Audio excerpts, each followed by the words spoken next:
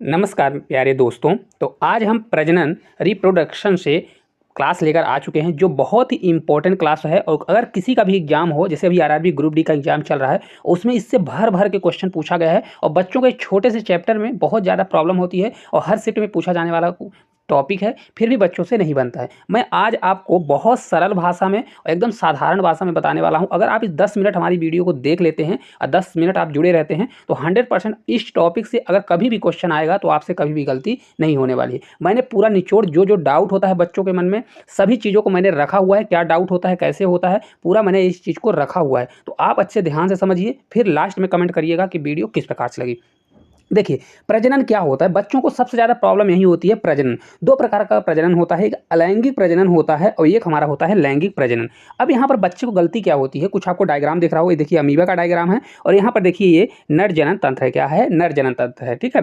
अब देखिए अलैंगिक प्रजनन क्या होता है। तो बच्चों को सबसे ज़्यादा डाउट ये रहता है कि अलैंगिक मतलब जिसमें लिंग न हो, और लैंगिक का मतलब क्या है, जिसमें लिंग हो। ये कोई साधारण भाषा है, मतलब ये कोई फिक्स भाषा नहीं होती है, लेकिन बच्चे इसी को याद करके रखते हैं कि लैंगिक प्रजनन मतलब अगर लिंग है, जैसे अपने में देखिए कि अपने पास लिंग होता है तो लैंगिक जनन हो गया। उसी प्रकार अलैंगिक जनन को ये रहता है कि उनके अंदर लिंग नहीं है, इसलिए एक गलत चीज़ है। इसको आपको याद कभी नहीं करना है। लैंगिक जनन ये ऐसा याद करिए कि जो लैंगिक हमारा जनन होगा, वहाँ पर दो लोगों की आवश्यकता होती है। किसको आवश्यकता होती है? दो लोगों को। उदाहरण के तौर पर जैसे याद कर लीजिए, जैसे हम लोग हैं, हम लोग का मतलब मानव में पुरुष और जब मादा मतलब पुरुष और महिला मिलेंगी तभी जाके वहाँ पर बच्चा पैदा होने वाला है। ठीक है। तो यहाँ दो लोगों की आवश्यकता होगी। लेकिन अलैंगिक जनन ऐसा जनन होता है जिसमें एक जीव से ही बच्चे पैदा हो जाते हैं। एक जीव से ही दो जीव बनते हैं, चार जीव, छह जीव, इस प्रकार से बन जाते हैं। ठीक है। अब चलिए एक एक कॉन्सेप्ट को बहुत अच्छे से मैं आपको डिटेल से बताने वाला हूँ। देखिए, सबसे ज़्यादा प्रॉब्लम होती है। देखिए, सबसे पहले समझो क्या समझाना है। देखिए, कोशिका क्या होता है। यहाँ पर बच्चों को ये भी डाउट होता है कि अलैंगिक जनन जो होता है एक कोशिकीय जीव होता है। मैंने पूरा डाउट आपको रखा हुआ है। देखिए, कोशिका क्या होता है पहले समझिए। कोशिका शरीर की सबसे छोटी जिंदा इकाई होती है। क्या होती है? सभी को पता है कि हमारी कोशिका क्या है। जैसे कि कोई घर बनता है तो एक एक ईंट जोड़ के घर बनता है, उसी प्रकार से एक एक कोशिका को जोड़कर हमारा क्या बनता है? शरीर बनता है। ठीक है। अब एक कोशिकीय जीव क्या होता है? एक कोशिकीय जीव एक से लगी रहा है कि अगर जिसमें एक कोशिका से मिलकर शरीर बना होगा उसे एक कोशिकीय जीव बोला जाता है। वही चीज़ दिखा। देखिए, जिनका पूरा शरीर एक कोशिका से बना होता है उसे ही एक कोशिकीय जीव कहा जाता है। ठीक है। इसके उदाहरण होते हैं अमीबा होता है, बैक्टीरिया। अमीबा बैक्टीरिया में क्या होते हैं? एक कोशिकीय जीव होते हैं। ठीक है। चलिए अब आगे चलते हैं। पूरा अच्छे से समझिएगा। कभी आपको इस चैप्टर से अगर कोई प्रॉब्लम आ जाती है तो बताइएगा। देखिए अगले में है। देखिए सबसे पहले फिर वही चीज़ दिया गया। अब बहुकोशिकी क्या होता है? क्या? अभी हमने एक कोशिकी समझा जिनमें एक कोशिका होता है। अब बहुकोशिकी क्या होता है? जिनका शरीर बहुत सारी कोशिकाओं से बना होता है। क्या? जैसे मानव का देखिए, मानव का शरीर बहुत सारी कोशिकाओं से मिलकर बना है। जैसे लिखा है बोन्स सेल, ब्लड सेल लिखा है, लीवर सेल अलग होता है, सभी प्रकार के देखिए मसल्स सेल है। तो इस प्रकार से अलग अलग सेल होती हैं। तो इसमें कौन सा आता है? मनुष्य आता है बहु सेल में, पौधे भी आते हैं और जानवर भी आते हैं। क्या आते हैं? पौधे, जानवर, ये सभी भी क्या होते हैं? बहुकोशिकीय जीव में पाए जाते हैं। बच्चा रट के रहता है कि जो अलैंगिक प्रजनन होता है एक कोशिकीय होता है और जो हमारा लैंगिक जनन होता है वो बहुकोशिकीय होता है। तो मतलब बहुकोशिकीय अगर जीवों को याद कर लें तो हमको आंसर बन जाएगा? नहीं, बहुत ज़्यादा गलती होती है। क्योंकि जो ये पौधे होते हैं, कुछ पौधे जो होते हैं ये आपका अलैंगिक जनन में भी जाते हैं। आज आपका पूरा क्लियर होने वाला है। चलिए आगे की ओर चलते हैं। अगला देखिए दिया गया है विभाजन। देखिए अगर इस चैप्टर को पढ़ रहे हैं तो आज तक बच्चा इसको किसी टीचर ने ऐसा नहीं बताया कि विभाजन और जनन में क्या अंतर होता है, प्रजनन किस लिए कराया जाता है। ठीक है। प्रजनन किस लिए आवश्यक है। देखिए विभाजन होता क्या है? विभाजन होता है शरीर को बढ़ाने के लिए कोशिकाओं का टूटना। यह बड़े होने के लिए होता है। क्या होता है? बड़े होने। जैसे हम बचपन में छोटे थे तो हमारी कोशिकाओं का सेल डिवीजन हुआ, मतलब सेल में विभाजन हुआ, जिससे हमारे शरीर का विकास हुआ। तो ये विभाजन हुआ। क्या होता है? विभाजन ही होता है। ठीक है। हर जीव में होता है विभाजन। क्या होता है? हर जीव में होता है। उदाहरण के लिए जैसे देखिए वही दिया है, बच्चा बड़ा होता है कोशिका के विभाजन के कारण। अगर कोशिका विभाजन नहीं होगा तो बच्चा क्या है? बड़ा नहीं होगा। ठीक है। सबसे साधारण उदाहरण याद कर लीजिए। अब देखिए प्रजनन क्या होता है। विभाजन तो हम लोग समझ गए। विभाजन और प्रजनन बहुत ज़्यादा कंफ्यूजन होता है। तो प्रजनन होता है नया जीव बनाने के लिए कोशिका का काम। मतलब इससे क्या होता है? एक जीव से नया जीव बनता है। प्रजनन क्रिया द्वारा नया जीव बनता है। और प्रजनन क्यों कराया जाता है भाई? संसार सृष्टि को चलाने के लिए। अगर प्रजनन नहीं कराया जाएगा तो बहुत सारी प्रजातियां क्या हो जाएंगी? हमारी लुप्त हो जाएंगी। ठीक है। इससे संतान बनती है। क्या बनती है? संतान। याद रखने के लिए याद रख सकते हैं, बड़ा होना मतलब विभाजन और नया जीव बनना मतलब क्या होता है? प्रजनन होता है। बच्चों को 100% यही टॉपिक नहीं कम वो रहता है। कहीं कहीं टीचर बोल देगा विभाजन है, कहीं कहीं प्रजनन बोल देता है, तो बच्चों को बहुत डाउट होने वाला है। मैंने पूरा एकदम निचोड़ लिया हुआ है। देखिए कुछ इस प्रकार से बच्चा जब पेट में, माँ के पेट में होता है, इस प्रकार से कुछ अवस्था बनती है। ठीक है। चलिए आगे की ओर चलते हैं। आगे देखिए दिया गया है अलैंगिक प्रजनन। अलैंगिक प्रजनन, अब देखिए आपने पूरा समझ लिया। अब अलैंगिक प्रजनन होता क्या है, अब देखिए एक ही जीव से बच्चा बन जाए, क्या होता है अलैंगिक प्रजनन। तो जो एक ही जीव, मतलब उसमें दो माता पिता की आवश्यकता ना बने, चाहे माता हो चाहे पिता हो, एक ही जीव है, उसी से कोई नया जीव बन जाता है, उसी को क्या बोला जाता है, अलैंगिक प्रजनन बोला जाता है। यहाँ नर और मादा की आवश्यकता नहीं होती। मतलब भाई जब एक आदमी की आवश्यकता हो रही है तो नर और मादा की क्या आवश्यकता की जरूरत है।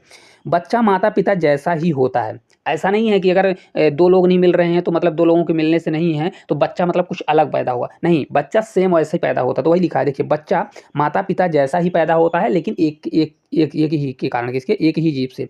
यह ज़्यादातर कहाँ होता है, तो एक कोष की जीवों में होता है। हाँ, ये कह सकते हैं कि यह ज़्यादातर क्या होता है, एक कोष की जीवों में पाया जाता है, और ये कुछ सरल पौधों में भी पाया जाता है। सबसे बड़ा कन्फ्यूजन यही होता है, बच्चा इसको रट लेता है कि एक कोष की जीवों में पाया जाता है, पूरा नहीं पाया जाता है। ज़्यादातर एक कोष की जीवों में पाया जाता है लैंगिक प्रजनन, लेकिन कुछ पौधों में भी पाया जाता है, जैसे आलू ओलू में। अब उदाहरण के लिए जैसे याद रख सकते हैं, अमीबा अपने आप दो बन गया है। अमीबा, एक अमीबा को टूटकर ही दो बन जाता है, अभी इसको अपन पढ़ने वाले हैं। आलू से नया पौधा उग गया है, इसलिए क्या होते हैं, एक कोष की जीव होते हैं। ये सभी क्या हैं, एक कोष की जीव होते हैं। और विभाजन, इसमें क्या होता है, विभाजन मतलब इस इनका विभाजन ही होता है, मतलब शरीर का विभाजन। जब ये टूट जाते हैं तो देखिए मैंने अभी आपको बताया ना कि जब शरीर का टूटना होता है तो इनका टूटना ही प्रजनन है। एक चीज याद रखिएगा, अलैंगिक प्रजनन में जो जीवों का टूटना ही क्या कहलाता है, प्रजनन होता है। लेकिन जो लैंगिक प्रजनन, जैसे मनुष्यों में विभाजन अलग होता है, तो विभाजन से शरीर बढ़ता है, और इनमें क्या होता है, जो अलैंगिक प्रजनन होता है, उनके शरीर का जब विकास होता है तो वही नया, जैसे अलग हो जाएंगे तो दो जीव बन जाते हैं, तो उनका विभाजन और प्रजनन सेम होता है। ठीक है, बहुत अच्छे समझिएगा। देखिए, क्योंकि टूटने से ही तो नया जीव बनता है। अपने अगर कोशिका टूटती है तो अपन लैंगिक में आएंगे, तो अपन के अगर शरीर टूटता है तो क्या होता है, शरीर का विकास होगा। अपन छोटे थे तो बड़े हो जाएंगे। लेकिन अगर अलैंगिक प्रजनन, जैसे अमीबा अगर टूटता है, उनका कोशिका विभाजन होता है, अगर टूटता है तो नया जीव बन जाएगा। तो मतलब उनका विभाजन ही क्या हो जाता है, प्रजनन हो जाता है। ठीक है, याद रखिएगा, बहुत यहाँ पर बच्चों को डाउट होता है। देखिए, अब देखिए लैंगिक प्रजनन होता क्या है। लैंगिक जो प्रजनन होता है, सेक्सुअल रिप्रोडक्शन। देखिए, दो जीव मिलकर बच्चा बनाते हैं, क्या होता है यहाँ पर, नर और मादा, मतलब दो जीव होने वाले हैं, दो जीव मिलकर ही बनाएंगे, नर और मादा की जरूरत पड़ती है। बच्चा थोड़ा अलग गुणों वाला होता है। इसमें क्या होता है, जो बच्चा पैदा होता है तो अलग गुणों वाला पैदा होगा। ठीक है, यहाँ यह कहाँ होता है, तो ये मनुष्यों में होता है, जानवरों में होता है, फूल वाले पौधों में होता है। फूल पौधे भी, उनमें नर और मादा की आवश्यकता होती है। तो ये आपका, ये इसके उदाहरण दिए गए हैं। ठीक है, अब देखिए, जैसे उदाहरण के तौर पर और याद रख सकते हैं, मनुष्यों में पाया जाता है, पौधों में परागकण बीजांड, इसलिए बहुकोष की जीवों में विभाजन बराबर प्रजनन नहीं होता। देखिए, अभी हमने बताया ना, अलैंगिक प्रजनन में विभाजन बराबर प्रजनन हो जाता है, लेकिन लैंगिक प्रजनन में विभाजन अलग चीज होती है। विभाजन से आपका शरीर बढ़ेगा, लेकिन प्रजनन से एक नया जीव पैदा होगा। तो ये अलग अलग प्रोसेस होती है। ठीक है, चलिए आगे की ओर चलते हैं। अगला देखिए, अब हमारा टॉपिक स्टार्ट हुआ कि अलैंगिक प्रजनन। देखिए, तो यहाँ पर कितने प्रकार का होता है। देखिए, प्रकार नहीं है इसमें, जितने भी प्रकार हैं सबको बहुत अच्छे से समझने वाले हैं, और लास्ट में हम लैंगिक अलैंगिक का अंतर भी समझ लेंगे। देखिए, पहला होता है विखंडन। क्या होता है, अलैंगिक प्रजनन में पहला होता है विखंडन। और विखंडन कितने प्रकार का होता है, तो दो प्रकार का, याद रखिएगा। विखंडन मतलब टूटना। क्या होता है, एक जीव एक से अधिक में टूट जाना, दो में टूटना, तीन में टूटना, उसी को विखंडन बोला जाता है। अब देखिए, द्विविखंडन होता है जिसमें से एक जीव दो में टूट जाए, और बहुविखंडन होता है जिसमें एक जीव दो से अधिक में टूट जाए। ठीक है, बाइनरी फ्यूजन होता है और मल्टी फ्यूजन होता है। अब देखिए आगे चलते हैं। आगे देखिए, बहुत उदाहरण मैंने डायग्राम के साथ लिया हुआ है ताकि आपके जहन में या दिमाग में बैठ जाए। देखिए, द्विविखंडन क्या होता है, पहला हम पढ़ेंगे विखंडन का, पहला पढ़ेंगे द्विविखंडन। द्विविखंडन जिसमें जीव बीच में टूट जाता है। क्या होता है, जीव बीच में। देखिए, ये हमारा अमीबा है। अमीबा कुछ टाइम के बाद ऐसी आकृति बनती है। देखिए, हमारा केंद्रक यहाँ पर दिया गया है, और केंद्रक धीरे धीरे कुछ ऐसी आकृति बनती है, और बीच में लास्ट में जाके यहाँ से कट जाता है, और कट जाएगा तो देखिए इसका अलग केंद्रक हो जाएगा, इस वाले का अलग केंद्रक, इसका अलग केंद्रक, दो जीव बन गए ना। तो देखिए, इसको द्विविखंडन। द्विविखंडन कैसे याद रखेंगे, द्वि से दो, द्विविखंडन। और अमीबा में इसका उदाहरण याद रखिएगा, अमीबा और बैक्टीरिया, इसके दोनों बहुत इंपॉर्टेंट। यही क्वेश्चन डायरेक्ट पूछा जाता है कि अमीबा में किस प्रकार का मतलब विभाजन पाया जाता है, प्रजनन पाया जाता है। तो अमीबा में अलैंगिक प्रजनन और साथ साथ विखंडन पाया जाता है। कौन सा, विखंडन में द्विविखंडन पाया जाता है। ठीक है, याद रहेगा, बाइनरी फ्यूजन किसमें होता है, अमीबा में और बैक्टीरिया में। इसका अमीबा बहुत इंपॉर्टेंट मतलब इसका उदाहरण है, याद रखिएगा। चलिए, इसके दूसरे टॉपिक, दूसरा मतलब इसके टाइप की ओर चलते हैं। विखंडन का ही हमारा दूसरा टाइप है बहुविखंडन, जिसमें बहुविखंडन होता है, एक से ज़्यादा। अभी हमने देखा क्या कि जिस जीव में एक जीव से दो जीव बनते हैं, मतलब अमीबा क्या हुआ, बीच से कट गया और एक अमीबा से दो अमीबा बन गया, तो वो द्विविखंडन हो गया। अब विखंडन में ही बहुविखंडन होता है, एक से बहुत सारे जीव बन जाएंगे, मतलब एक जीव से कितने बहुत सारे जीव बनने वाले हैं। तो देखिए, यहाँ से देखिए कुछ, यहाँ पर देखिए डॉट डॉट दिया गया है, डॉट डॉट से देखिए यहाँ पर आगे चल के बहुत सारे यहाँ पर जीव बनने वाले हैं। तो इसी को क्या बोला जाता है, मल्टी, क्या बोला जाएगा, मल्टी फ्यूजन बोला जाता है। एक जीव से बहुत सारे जीव बन जाते हैं। ये सबसे इंपॉर्टेंट उदाहरण होता है प्लाज्मोडियम, जिसको क्या बोला जाता है, मलेरिया का वाहक होता है। जो अपन को मलेरिया नहीं होता है, तो मलेरिया का वाहक होता है ये प्लाज्मोडियम मच्छर है। तो ये सबसे ज़्यादा होता है, क्या होता है, एक जीव से ही लाखों जीव बन जाते हैं, बहुत ज़्यादा इसमें प्रजनन होता है। ठीक है, तो राइट, ये हमारा उदाहरण याद रखिएगा प्लाज्मोडियम। विखंडन में बहुविखंडन का उदाहरण कौन सा है, हमारा प्लाज्मोडियम है। ठीक है, चलिए आगे की ओर चलते हैं। अगला देखिए, हमारा अगला देखिए है खंडन। अभी हमने क्या पढ़ा, विखंडन पढ़ा। अब खंडन, खंडन मतलब बाइनरी फ्यूजन। इसमें भी टूटा तो सब जिंदा होगा, मतलब शरीर का कोई भाग अगर टूटता है, देखिए अभी जो हमने खंडन पढ़ा उसमें क्या होता है, शरीर धीरे धीरे अपना आकार चेंज करके दो भाग में टूट जाता है। अब इसमें से अगर शरीर का कोई भाग टूट जाता है, अपन कहीं से मान लीजिए तोड़ दिए और सभी भाग इसके जिंदा हो जाते हैं, जैसे देखिए शरीर का टुकड़ों में टूटना और हर टुकड़ा जिंदा रहकर नया जीव बन जाता है। उदाहरण इसका है स्पाइरोगाइरा। देखिए यहाँ स्पाइरोगाइरा दिया गया है, कुछ इस प्रकार से आकृति होती है, और मान लीजिए यहाँ से टूट गया, यहाँ से ऐसे टूट गया, तो ये सभी अलग अलग एक नया जीव बन जाएगा। तो यहाँ से एक नया जीव बनेगा, यहाँ से एक नया जीव, यहाँ से एक नया जीव बन जाएगा। हरा धागे जैसा होता है। ये समझ लीजिए जैसे अपन गाँवों के होंगे, सेल और कवक और शैवाल होता है, या गाँव में जिसको काई बोला जाता है। काई को कहीं से, जैसे काई कहीं लगी है, थोड़ा उसको टूट के बह के कहीं और चली गई तो वहाँ भी लग जाता है, मतलब उसी के कितने पार्ट हो जाते हैं। तो इस प्रकार से हमारा क्या होगा, स्पाइरोगाइरा होता है। ये खंडन का याद रखिएगा। ठीक है, दूसरा हमारा हो गया। चलिए तीसरे की ओर चलते हैं। तीसरा हमारा देखिए है अलैंगिक प्रजनन, अभी पढ़ रहे हैं। मुकुलन, मुकुलन मतलब देखिए मुकुलन कली, इसमें क्या होती है, मुकुलन होती है, जिसको बडिंग बोला जाता है। ठीक है, बडिंग। देखिए शरीर पर छोटी सी कली निकलती है, मतलब बडिंग निकलता है। देखिए यहाँ पर हाइड्रा दिया है, ये हाइड्रा, तो हाइड्रा देखिए ये छोटा सा यहाँ निकल रहा है, नहीं निकल रहा है यहाँ पर। देखिए यहाँ पर कुछ आकृति निकलेगी और फिर ये आकृति ऐसी हो जाएगी। अब यहाँ से कुछ दिन बाद ये क्या हो जाता है, कट हो जाता है। देखिए कुछ इस प्रकार से याद रखिएगा। देखिए यहाँ पर पहली अवस्था दिया गया है, पहली अवस्था में देखिए यहाँ पर बडिंग थोड़ा छोटा सा यहाँ पर साइड में पैदा हुआ, फिर देखिए दूसरी अवस्था में थोड़ा बड़ा हुआ, तीसरी अवस्था में और बड़ा हुआ, चौथी अवस्था में ये अलग हो जाएगा, तो ये अलग जीव बनेगा और ये वाला अलग जीव बन जाएगा। ठीक है, तो वही दिया है। मुकुलन कली में क्या होता है, शरीर में छोटी सी कली निकलती है, मतलब बर्ड निकलते हैं, और ये बर्ड धीरे धीरे करके कुछ समय बाद क्या हो जाता है, अलग होकर एक नया जीव बन जाता है, तो इसी को मुकुलन बोला जाता है। इसका उदाहरण बहुत इंपॉर्टेंट है, ईस्ट होता है। ईस्ट होता है और हाइड्रा क्या होता है, इसका उदाहरण है मुकुलन का, बर्डिंग का उदाहरण है हाइड्रा और ईस्ट। तो देखिए हाइड्रा दिया गया, क्या दिया है, हाइड्रा दिया गया है, और ये देखिए यहाँ पर तो आपका दिया गया है क्या, ईस्ट का। देखिए यहाँ पर दिया है ईस्ट का, यहाँ पर तो ईस्ट भी ऐसे ही बनता है, देख रहे हैं ना। ईस्ट देखिए यहाँ पर ऊपर ऊपर वाले भाग में ऐसा ऐसा कुछ बना है, और आगे चल के क्या हो जाता है, अलग अलग होकर एक नया जीव बना लेता है। ठीक है, याद रखिएगा उदाहरण, उदाहरण डायरेक्ट क्वेश्चन पूछा जाता है, एक बार याद कर लेंगे तो आपका पूरा जीवन सफल हो जाएगा।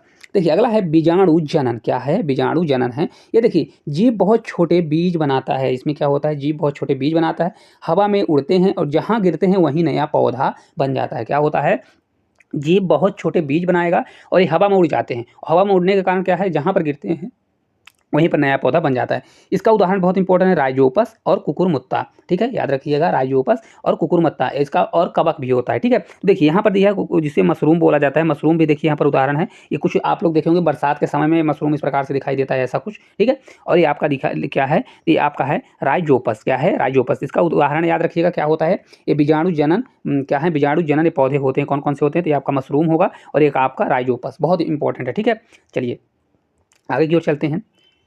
अगला देखिए हमारा दिया गया है कायिक जनन। क्या होता है, कायिक जनन। देखिए पौधे अपने शरीर के हिस्से से नया पौधा बना लेते हैं। कायिक जनन क्या होता है, तो देखिए आप लोग जानते होंगे कुछ पौधे ऐसे होते हैं जिसकी कलम अपन तोड़ के ले जाके लगा देते हैं, तो पौधा भी लगा रहता है और कलम भी लग जाता है, वो कायिक जनन होता है। देखिए पौधे अपने शरीर के हिस्से से नया पौधा बना देते हैं।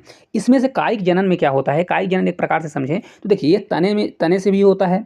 तने में जैसे आलू और गन्ना, देखिए आलू और गन्ने के तने को लगा देते हैं अपन जमीन में, तो उग जाता है कि नहीं उग जाता है। पत्ती से भी होता है, बायोफिल्म होता है पत्ती से, और जड़ से आपका शकरकंद होता है। क्या होता है, जड़ से शकरकंद। तो देखिए आलू यहाँ दिया गया है, आलू को अगर अपन जमीन में लगा देते हैं तो क्या हो जाता है, लग जाता है कि नहीं लग जाता है। इसी प्रकार से देखिए ये दिया है ना, मान लीजिए पौधा है फर्स्ट प्रोसेस में, और यहाँ से एक टहनी इसकी दी गई है, तो यहाँ से देखिए सेकंड स्टेज में यहाँ से टहनी को कट कर दिया गया, और ये वाली जो टहनी है यहाँ पर लगा दिया गया, और ये देखिए यहाँ पर लग गया। तो यही क्या होता है, कायिक जनन होता है। क्या होता है, कायिक जनन। कायिक जनन में क्या किया जाता है, मतलब पौधे के कोई टहनी को काट कर मतलब कहीं पर लगा दिया जाएगा, तो वो भी पौधा तैयार हो जाता है। ठीक है, तो ये कायिक जनन बहुत इंपॉर्टेंट है, याद रखिएगा।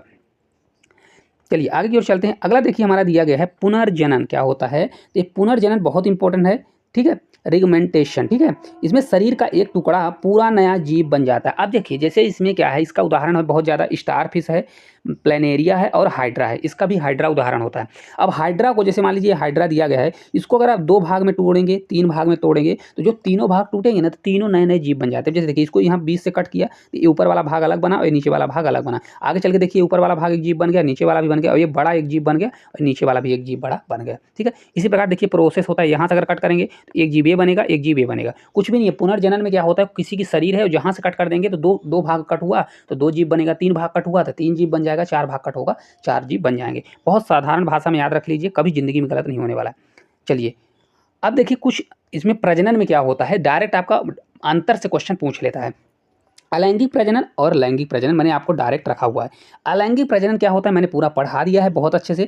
इसमें निषेचन नहीं होता। निषेचन क्यों नहीं होता है, देखिए यहाँ पर फर्टिलाइजेशन इसलिए नहीं होगा क्योंकि यहाँ पर नर और मादा नहीं होते, एक ही जीव होता है। पूरी प्रक्रिया किसमें होती है, अलैंगिक प्रजनन में एक जीव में होती है, ठीक है। और इसमें निषेचन होता है, ये तो आप अच्छे जानते हो कि नर और मादा होता है। लैंगिक जनन का उदाहरण क्या है, नर और मादा है, तो इसमें नर और मादा में तो इसमें निषेचन होता है। जैसे देखिए यहाँ डायग्राम में दिख रहा है, ये पुरुष और मेल के मिलने से क्या होगा, यहाँ से इसका अंडाणु आएगा, यहाँ से इसका स्पर्म आएगा और दोनों क्या करते हैं, यहाँ पर देखिए निषेचन होता है, ठीक है। तो ये आपका लैंगिक जनन में कौन आएगा, पुरुष आएगा। और इसमें क्या होता है, इसमें कोई भी निषेचन की क्रिया नहीं होती है। दूसरे इसका अंतर की ओर चलते हैं। दूसरा अंतर देखिए, इसमें भ्रूण नहीं बनता है। इसमें क्या होता है, भ्रूण नहीं बनता। जैसा कि आप लोग पढ़े होंगे कि जो मनुष्यों में जो चीज़ होती है वो अलैंगिक प्रजनन में कोई भी नहीं होगा, इसमें भी भ्रूण नहीं बनेगा, लेकिन इसमें युग्मज का निर्माण होता है। इसमें क्या होगा, युग्मज मतलब जाइगोट इसमें बनता है। क्या होता है, जाइगोट बनता है। जैसे देखिए यहाँ मेल का स्पर्म जाएगा और फीमेल का अंडा जाएगा और यहाँ जाके क्या हो जाएगा, जाइगोट आपका बन जाएगा, फिर एम्ब्रियो बनेगा और एम्ब्रियो से ही बनकर क्या हो जाता है, हमारा बेबी तैयार हो जाता है, ठीक है। लेकिन इसमें कोई प्रोसेस नहीं होती। हमने पूरा अच्छे से समझ लिया ना, कोई भी प्रोसेस नहीं होती है, डायरेक्ट जो मेथड दी गई है उसी से डायरेक्ट एक जीव से दूसरा जीव हमारा तैयार हो जाता है, ठीक है। चलिए अगला देखिए हमारा दिया गया है, अगला है कि इसमें क्या दिया गया है, इसमें युग्मक नहीं बनते और इसमें युग्मक बनते हैं, ठीक है। पिछले में याद रख लीजिएगा, उसमें भ्रूण नहीं बनते हैं, उसमें भ्रूण बनते हैं, युग्मक दोनों में सेम हो गया था। इसमें युग्मक नहीं बनते, किसमें, अलैंगिक प्रजनन में युग्मक नहीं बनते और इसमें युग्मक का निर्माण होता है। देखिए एक इधर जाएगा, स्पर्म जाएगा तो यहाँ जाइगोट बनता है। क्या होता है, जाइगोट बनेगा और जाइगोट से कुछ समय बाद बच्चा बनने लगता है, ठीक है। बहुत अच्छे से समझिएगा ताकि कभी भी ये क्वेश्चन आपको गलती ना हो। देखिए अगला है, देखिए इसमें जनन की दर बहुत तेज होती है। जो अलैंगिक प्रजनन होता है जनन की दर तेज होती, क्यों होती, क्योंकि इसमें एक जीव, यहाँ पर जो प्रजनन के लिए एक जीव की ही आवश्यकता होती है। तो जब एक जीव की आवश्यकता होगी तो प्रजनन कहीं भी हो सकता है, इसलिए इनकी जो गति है बहुत तेजी से बढ़ती है, जनन की गति बहुत तेजी से। लेकिन लैंगिक प्रजनन में जनन की गति बहुत धीमी से होती है, क्योंकि इसको अगर प्रजनन कराना है तो इसके लिए 2 लोगों की आवश्यकता होती है और 2 लोगों को एक साथ होना मतलब इम्पॉसिबल, मतलब इतना ज़्यादा वो नहीं होता, इसलिए इनकी जनन दर क्या होती है, धीमी होती है और इसमें 2 जीव की आवश्यकता होती है, ठीक है। तो मैंने जितने भी मतलब इसमें से जितना भी इंपॉर्टेंट क्वेश्चन बन सकता है मैंने पूरा निचोड़ इस टॉपिक में बताया हुआ है 10 मिनट की इस वीडियो में। तो आपको वीडियो किस प्रकार से लगी कमेंट बॉक्स में कमेंट करके जरूर बताइएगा। और अगर आपको किसी भी टॉपिक पर वीडियो नहीं बनता, मैं साइंस के हर चैप्टर को बहुत सरल और साधारण भाषा में ऐसे छोटे छोटे टॉपिक में आपको बताने वाला हूं। जो टीचर आपको 3 से 2 घंटे समझाने में टाइम लेता है, मैं उसको निचोड़, ताकि आप पेपर के रिवीजन के टाइम इसको पढ़ के जाएं तो इससे आपका पेपर 100% क्लियर हो जाए। इसका पीडीएफ आपको मैं प्रोवाइड करा दूंगा टेलीग्राम चैनल पर, तो वहाँ से इसका पीडीएफ आप ले लीजिएगा और एक प्यारा सा कमेंट करिएगा। चैनल पर नए होंगे तो चैनल को सब्सक्राइब करिएगा। तो आज के लिए इतना ही, धन्यवाद।